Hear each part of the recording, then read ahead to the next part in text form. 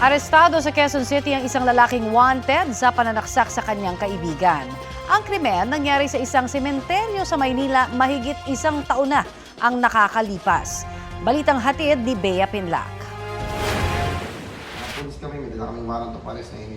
Hindi na pumalag ang 32 anyos na lalaking ito nang hulihin siya ng mga operatiba sa bisa ng warrant of arrest noong Biyernes sa Quezon City. Ang lalaki, inaakusahan ng pananaksak sa kaibigan niya sa loob ng isang sementeryo sa Maynila mahigit isang taon nang nakalilipas. Ang pinag-ugatan umano ng krimen, selos. Yung suspect po natin, naginala po siya may karelasyon yung asawa niya sa biktima.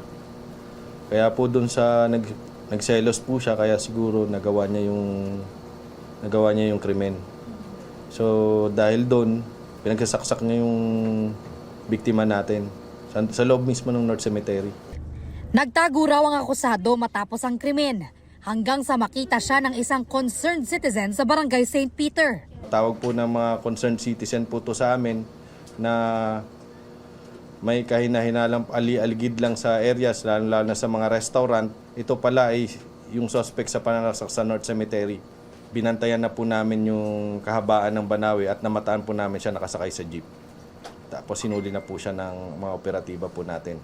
Kasong homicide ang isinampa laban sa akusado na hawak na ng Laloma Police Station. No comment na po ako niya. Ayon sa pulisya, dati nang nakulong ang akusado noong Enero 2024 para naman sa kasong theft. Bea Pinlac, nagbabalita para sa GMA Integrated News.